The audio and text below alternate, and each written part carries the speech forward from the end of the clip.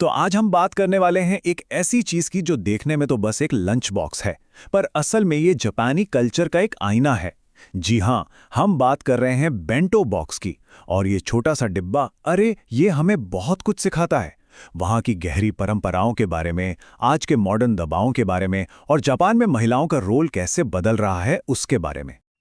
और ये कहानी ये सिर्फ एक लंच बॉक्स से कहीं ज्यादा है। इसकी शुरुआत होती है एक शौक से, एक गहरे सदमे से, जब इसकी लेखक एक नई माँ के तौर पर पहली बार इस बेंटो बनाने वाली दुनिया से टकराती हैं। जरा सोचिए, एक कॉन्फिडेंट महिला टोक्यो पहुंचती है और स्कूल के हैंडबुक में लिखा एक छोटा सा सेंटेंस उसकी नींदें उड़ा देता है। लेखक के साथ कुछ ऐसा ही हुआ। उनके लिए स्कूल की ये मांग कि घर का बना बेंटो लाना है, ये कोई सिंपल रिक्वेस्ट नहीं थी। वो कहती हैं उन्हें ऐसा लगा जैसे उनसे कहा जा रहा हो कि हर सुबह टोस्ट पर मोनालिसा की पेंटिंग बनाओ। मतलब ये एक आर्ट चैलेंज से ज्यादा एक भयानक सपना बन गया था। और फिर इस घबराहट में घी डालने का काम किया इंटरनेट ने। उन्होंने ऑनलाइन जो देखा ना, वो लंच बॉक्स नहीं थे, वो तो आर्ट के पीसेस थे। ऐसा लग रहा था जैसे हर लंच किसी मिशेलिन स्टार शेफ ने बनाया हो और उसके पास ओरिगेमी में पीएचडी भी हो। एक ऐसा स्टैंडर्ड जिसे छूना भाई आन इंसान के बस की बात ही नहीं थी। तो ये इतना प्रेशर है क्यों? इसे समझने के लिए ना हमें थोड़ा बेंटो के कल्चर और उसके इतिहास को समझना पड़ेगा, क्योंकि ये कोई नया ट्रेंड नहीं है। इसकी जड़ें सदियों पुरानी जापानी संस्कृति में हैं।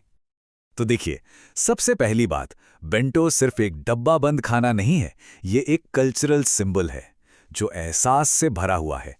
ये बिना बोले कहने का एक तरीका है कि मुझे तुम्हारी परवाह है, मैं तुम्हारे बारे में सोच रहा हूं या रही हूं।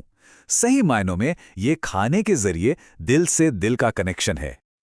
और ये कनेक्शन, ये संवाद कोई आज का नहीं है, ये लगभग 1000 साल से चला आ रहा है। सोच के देखिए, शुरुआत में ये योद्धाओं के लिए एक प्रैक्टिकल मील था, फिर वक्त बदला और ये थिएटर जाने वालों के लिए एक फैंसी मील बन गया, और आज ये स्कूल और ऑफिस जाने वालों के लिए रोज की जरूरत है। एक ऐसी परंपरा जो एक लंच बॉक्स के जरिए एक जनरेशन से दूसरी जनरेशन तक पहुंची है। और हर बेंटो के पीछे ना एक पूरी फिलॉसफी काम करती है। ऐसा नहीं है कि बस बचा खुचा खाना डिब्बे में भर दिया, बिल्कुल नहीं। ये एक स्ट्रक्चर्ड आर्ट है। इसमें न्यूट्रिशन का बैलेंस देखा जाता है और साथ ही विजुअल हार्मनी का भी।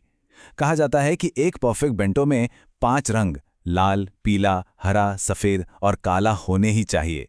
ये बिल्कुल वैसा है जैसे एक डिब्बे के अंदर एक छोटी सी ऐसी वैसी नहीं, बल्कि एक सोची समझी और बैलेंस्ड दुनिया बना दी हो। अभी तक तो सब बहुत सुंदर लग रहा है ना? एकदम आदर्श। लेकिन अब कहानी में एक ट्विस्ट है। अब हम सिक्के का दूसरा पहलू देखेंगे, वो जबरदस्त प्रेशर और वो इनविजिबल लेबर जो in perfect looking lunch boxes को बनाने में लगता है, खास तौर पर माओं के लिए। और इस प्रेशर का सबसे बड़ा सिंबल क्या है? वो है कैरेबिन। कैरेबिन मतलब कैरेक्टर बेंटो। ये वो बेंटो बॉक्सेस हैं जहां खाने को काट पीट कर, सजाकर पॉपुलर कार्टून कैरेक्टर्स या क्यूट जानवरों की शक्ल दी जाती है। इसे लेखक ने बिल्कुल ठीक कहा है, कुछ कला कुछ युद्ध, पार्ट आर्ट पार्ट वॉर। क्यों? क्योंकि जहां कुछ पेरेंट्स को इसे बनाने में सच में मजा आता है, वहीं दूसरों के लिए यह एक साइलेंट कंपटीशन बन जाता है। एक ऐसी उम्मीद जो एक प्यार भरे काम को स्ट्रेस का एक बहुत बड़ा कारण बना देती है। और बस यहीं पर इस कहानी का असली कॉन्फ्लिक्ट शुरू होता है। एक तरफ तो बेंटो एक माँ का अपने बच्चे के लिए प्यार का एक बहुत ही खूबसूरत, बहुत गहरा मैसेज है। लेकिन जैसा कि लेखक बताती हैं, इस प्यार भरे मैसेज के साथ एक दूसरा बिल्कुल उल्टा मैसेज भी छिपा होता है। एक मैसेज जो डर से पैदा होता है। कैसा डर? दूसरे पेरेंट्स और टीचर्स से जज होने का डर। और सबसे बड़ा डर, एक अच्छी माँ के स्टैंडर्ड पे खरा ना उतर पाने का डर। ये एक ऐसी थकावट है जिसे शायद हर कोई महसूस करता है, पर कहता कोई नहीं।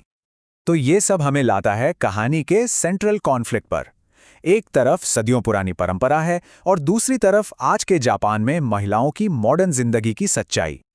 इससे एक बहुत बड़ा सवाल खड़ा होता है ना, कि अगर ज्यादातर माएं काम कर रही हैं, वर्किंग हैं, तो वो हर सुबह इस मुश्किल, टाइम कंज्यूमिंग आइडियल को पूरा करें तो करें कैसे? ये साफ दिखाता है कि समाज की उम्मीदों और आज की रियलिटी के बीच कितनी बड़ी खाई है। और एक नंबर है जो इस पूरी कहानी का सार बता देता है। 70%, 70% जापान में इतनी माएं काम करती हैं।